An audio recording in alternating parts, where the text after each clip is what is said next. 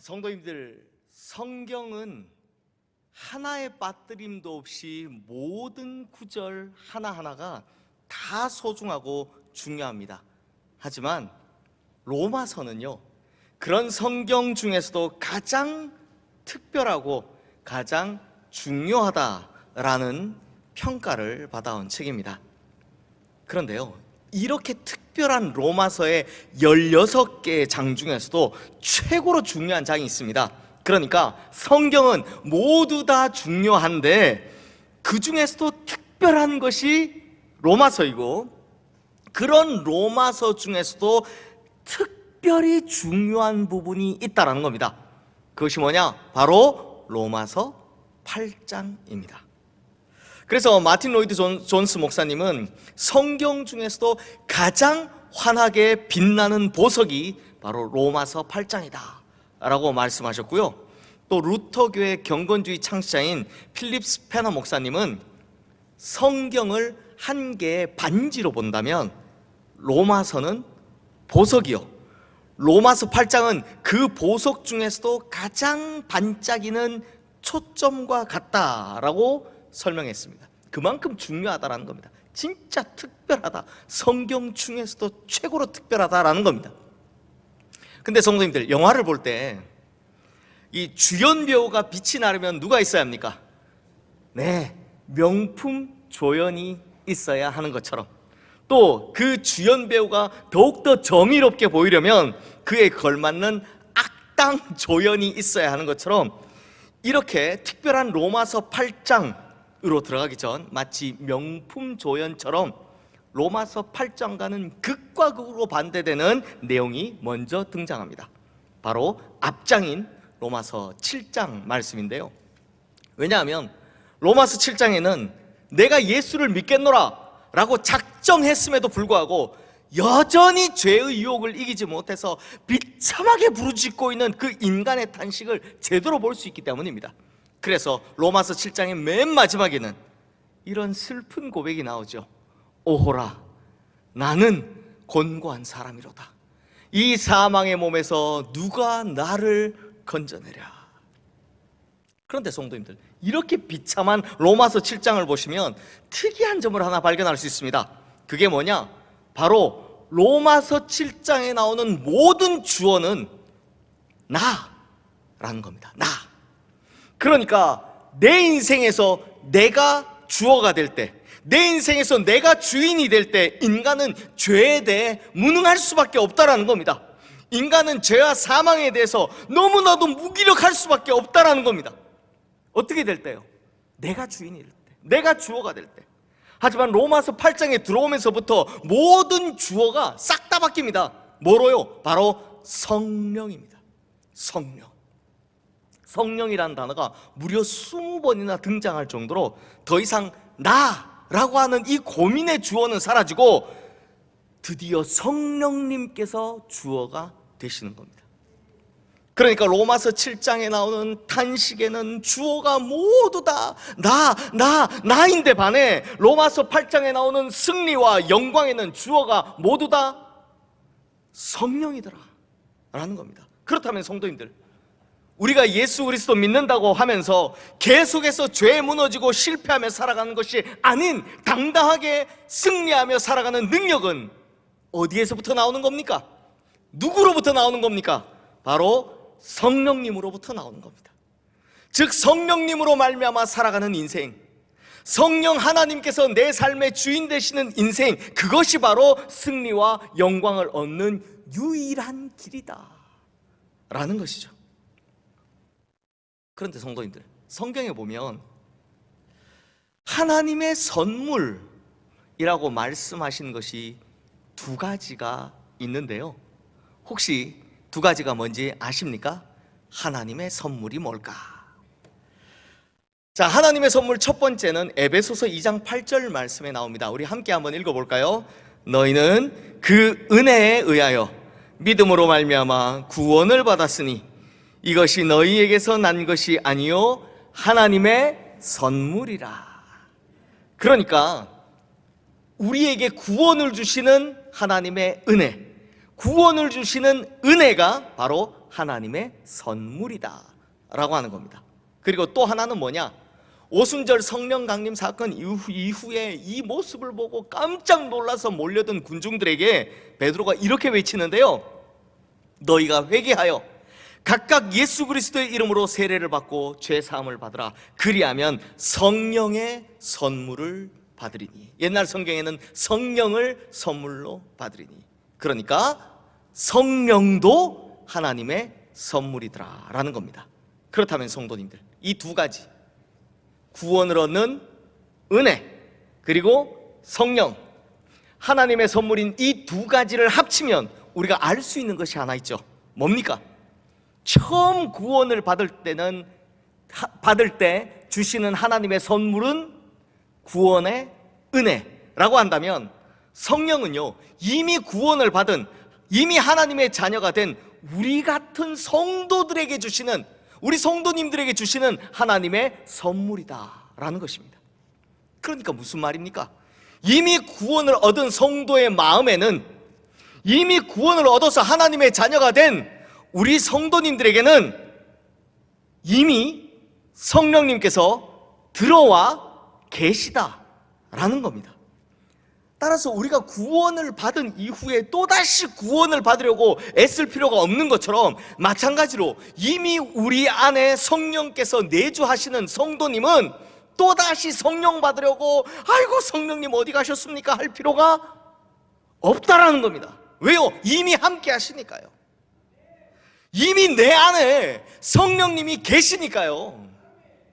그런데 이걸 못 깨닫고 있으니까 자꾸 내 인생의 주어가 성령이 아니라 자꾸만 내가 되는 겁니다. 내가 되는 겁니다. 그렇게 성령이 아닌 내가 앞서 있으니 내 힘으로는 도저히 이길 수 없는 상대인 저 죄의 권세 앞에, 사단의 유혹 앞에 그냥 번번이 깨지고 매번 지는 겁니다. 그러면 이거 어떻게 하면 됩니까? 어떻게 하면 해결할 수 있습니까? 간단합니다. 죄의 유혹과 사단의 권세보다 훨씬 더 강력하신 성령님을 앞세우면, 성령님을 주인 삼으면 이거 다 쉽게 해결되는 겁니다. 그래서 오늘 본문 1절 2절 말씀은 이렇게 말씀하는데요, 우리 함께 읽어보겠습니다. 그러므로 이제 그리스도 예수 안에 있는 자에게는 결코 정죄함이 없나니 이는 그리스도 예수 안에 있는 생명의 성령의 법이 죄와 사망의 법에서 너를 해방하였음이라. 아멘. 성도님들, 이 말씀에서 사도 바울은 서로 대립되는 두 가지의 법에 대해서 이야기를 하죠. 하나는 생명의 성령의 법이고 또 다른 하나는 죄와 사망의 법입니다. 즉 내가 주어로 살았을 때, 내가 내 인생의 주인으로 살았을 때는 나에게는 죄와 사망의 법이 적용되었습니다. 그래서 아무리 헤어나오려고 해도 그 법을 도무지 이길 수가 없었던 겁니다. 하지만 이제는 달라졌습니다. 주어가 누구로? 성령님으로 바뀐 겁니다. 그러므로 이제 내게 적용되는 법은 더 이상 죄와 사망의 법이 아니라 생명의 성령의 법이 되더라라는 겁니다. 성도님들, 이게 바로 복음입니다. 복음은요, 막 절대 어려운 개념이 아닙니다. 복음의 정의는 간단합니다. 내 인생의 주인이 죄와 사망에서부터 누구로 바뀌었다? 성령 하나님으로 바뀌었다. 이게 복음입니다. 이게 복음의 핵심이고 이게 진리인데요, 그러다 보니 이제 목사가 된 저는 예전부터 이거 좀 쉽게 잘 설명할 수 있는 방법이 없을까 하는 고민이 제게 있었습니다. 아니, 복음을 가장 잘 설명을 해야 되잖아요. 그러다 딱 떠오르는 것이 있었습니다. 제가 복음에 대해 설명할 때 우리 성도님들 이해시키려고 가장 잘하고 가장 좋아하는 설명이라서 아마 수요 예배 때나 혹은 예전에 우리 코로나 때 했던 매일 묵상에서 이 이야기를 들어보신 분들도 계실 텐데요, 다시 한번 들으시면서 또 한번 깨달으시고 은혜 받으시길 바랍니다. 성도님들, 제 습관 중에요, 설교 준비하다가 이게 막 이 핵심 메시지, 딱 뭘 전해야 되는 중심 메시지가 잘 떠오르지 않거나, 혹은 이게 다 설교를 이렇게 쓰긴 썼는데 논리 구조가, 설교의 구조가 논리정연하게 잘 되지 않으면 아무래도 스트레스를 받습니다. 스트레스를 받으면 그때 어떻게 하느냐, 이제 야구공을요 이렇게 머리 위로 툭 던졌다가 받았다가 던졌다가 받았다가 하는, 그러면서 이제 생각을 하는 이제 습관이 있습니다. 그래도 안 떠오르면 밖에 나와서 막 야구공을 그렇게 막 시게 던지는 이런 습관이 저에게 있습니다. 그래서 제 책상 위에는 항상 야구공이 하나 딱 올라와 있습니다. 제 버릇인데 그런데요. 근데 하루는 이 책상 위에 있는 야구공을 머리 위로 던졌다가 받았다가 던졌다가 받았다가 이러고 있는데 갑자기 이게 딱 생각났습니다. 아마 성령님께서 딱 깨달음을 주신 것 같습니다. 그게 뭐냐? 바로 중력이었습니다. 중력. 자, 성도님들, 지구 안에 있는 모든 물체는 던지면 무조건 아래로, 땅으로 떨어지게 돼 있습니다. 맞죠? 맞죠? 네네. 제가 야구공을요 아무리 세게 집어 던진다고 해도, 아무리 높이 집어 던진다 해도 그 야구공은 반드시 땅으로 떨어지게 돼 있습니다. 왜냐하면 야구공이 날아가는 힘보다 중력이 훨씬 더 강하기 때문입니다. 그러니 아무리 제가 뭐 어깨가 뭐 오타니처럼 좋다고 해도 던지면 분명히 땅으로 떨어지게 돼 있습니다. 마찬가지로 영적인 세계에도 이런 중력 같은 힘이 존재합니다. 바로 죄와 사망의 법이다라는 겁니다. 그래서 이걸 좀 벗어나 보려고 발버둥을 치고 여기서 좀 도망가 보려고 별별 노력을 다해도 어떻게 된다고요? 아무리 가도 반드시 끌려 내려오게 돼 있더라라는 겁니다. 어디로? 죄와 사망의 법으로. 그러다 보니 죄와 사망의 법이 중력처럼 강하게 우리를 당기다 보니 야구공 같은 우리는요 아무리 노력을 해도, 아무리 벗어나려고 발버둥을 쳐도 절대로 그 죄와 사망의 법에서 벗어날 수가 없더라. 반드시 끌려 내려오게 되더라 라는 겁니다. 그런데 성도님들, 슝 하고 떨어지는 야구공을 제가 중간에서 턱 하고 낚아채면 이 야구공은 계속해서 떨어집니까? 아니면 제 손 안에 있습니까? 제 손 안에 있소이다. 그렇죠? 제 손 안에 있습니다. 왜냐하면 중력을 이기는 힘, 떨어지는 힘을 이기는 힘이 바로 이 야구공을 딱 붙들고 있기 때문입니다. 마찬가지입니다. 원래 우리는요 죄와 사망의 법이 끌어당기면 끌어당기는 대로 막 끌려 내려가게 되어 있습니다. 그런데 어느 날 죄와 사망의 법보다 훨씬 더 강한 힘이 우리를 꽉 움켜잡아서 더 이상 떨어지지 않게 하는 겁니다. 그러면 그 힘이 뭐겠습니까? 이 손이 누구 손이겠습니까? 바로 생명의 성령의 법이고 예수 그리스도의 손이더라라는 겁니다. 그러니까 사망을 향해서 막 곤두박질 치고 있던 나를 예수 그리스도께서 척 하고 붙잡아 주셨습니다. 예수 그리스도께서 죄와 사망을 향해 곤두박질 치며 떨어지고 있던 나를 그냥 확 낚아채서 다시는 그곳에 떨어지지 않도록 꽉 움켜잡고 계시더라라는 겁니다. 그래서 사망에서 생명으로 옮기시더라라는 겁니다. 그래서 저 지옥에서 천국으로 옮기시더라라는 겁니다. 그래서 이것을 오늘 본문 2절 말씀에서 이렇게 설명합니다. 생명의 성령의 법이 죄와 사망의 법에서 너를 해방하였음이라, 이렇게 말씀하는 겁니다. 그렇다면 성도님들, 그렇다면 이게 참 중요한데요. 자, 그렇다면 우리가 언제 이 생명의 성령의 법을 마음껏 누릴 수 있는 걸까요? 우리가 언제 이 생명의 성령의 법을 제대로 누릴 수 있는 걸까요? 그 답이 바로 1절 말씀에 있습니다. 우리 1절 말씀 다시 한번 읽겠습니다. 그러므로 이제 그리스도 예수 안에 있는 자에게는 결코 정죄함이 없나니. 자, 언제 이 생명의 성령의 법을 제대로 누릴 수 있느냐? 바로 예수 그리스도 안에 있을 때, 그리스도 예수 안에 있을 때라는 겁니다. 자, 성도님들 한번 잘 생각해 보십시오. 제가 질문할 테니까 잘 대답해 보십시오. 손에 잡힌 야구공, 진짜 야구공을 들고 올 걸 그랬습니다. 손에 잡힌 야구공이 더 이상 떨어지지 않는 것은요, 중력이 없어져서 그런 겁니까? 그렇죠. 아닙니다. 중력은 그대로 있습니다. 그대로 있습니다. 마찬가지로 이 세상에 죄와 사망의 법이 사라졌습니까?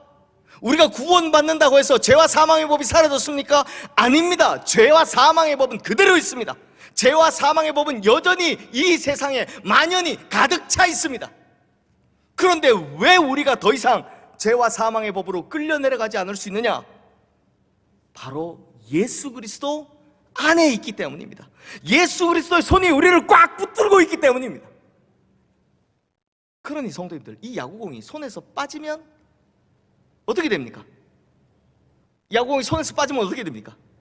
네, 다시 땅으로 떨어지게 되어 있습니다.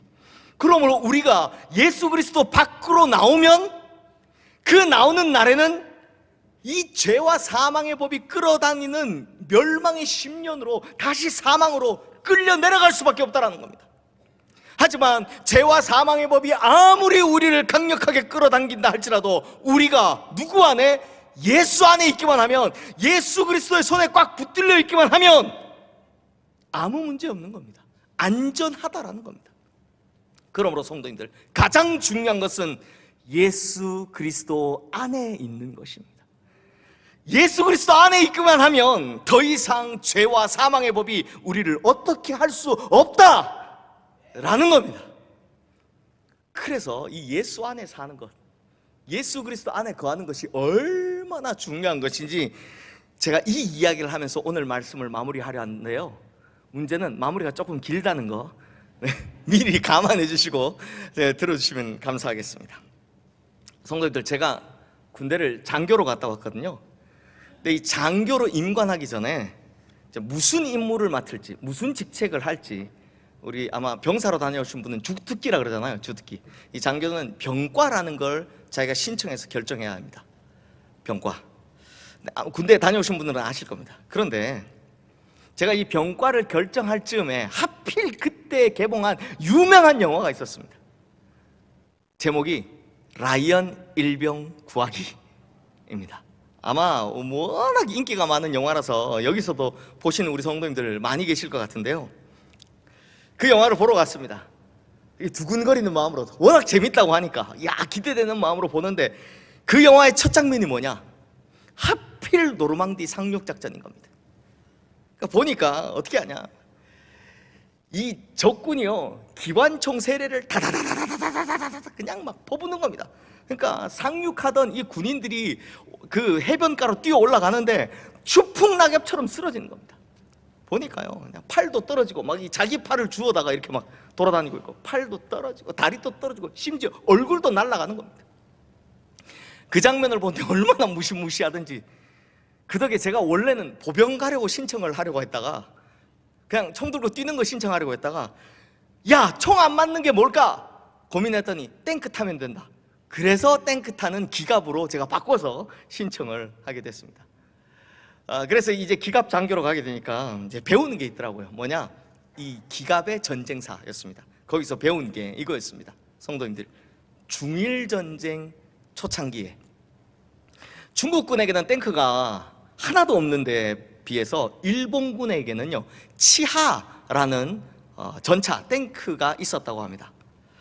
물론 나중에는 중국군도 이제 영국과 소련에서 받아온 전차를 투입하기는 하지만, 전쟁 초기에는 탱크가 없으니까 우리가 6.25 한국전쟁 때 경험했듯이 그냥 속수무책 막 밀리는 겁니다. 그러다 보니 이 중국군 수뇌부가, 야, 일본군 탱크 좀 막을 수 있는 방법이 없나? 하고 이제 머리를 맞대고 고민을 하는 겁니다. 그러다 좋은 방법을 하나 찾아냈는데요, 그게 뭐냐? 바로 저격이었습니다. 딱 보고 쏘는 저격. 에이, 목사님, 아무리 그래도 그렇지 저격총 가지고 어떻게 탱크를 뚫습니까? 이런 질문 하시는 분이 계실 겁니다. 그런데 어떻게 했느냐 한번 잘 들어보십시오. 먼저 이 중국의 저격병들이 막 여기저기 흩어서 숨어 있는 겁니다. 다 숨어 있다가, 그러다 일본군 탱크가 저기서부터 오면 이쪽에 있는 저격병이 탱크에다 총 한 발을 딱 하고 쏘는 겁니다. 뭐 그래봐야 탱크가 띵 하고 튕겨내겠죠. 아무렇지도 않게 튕겨낼 겁니다.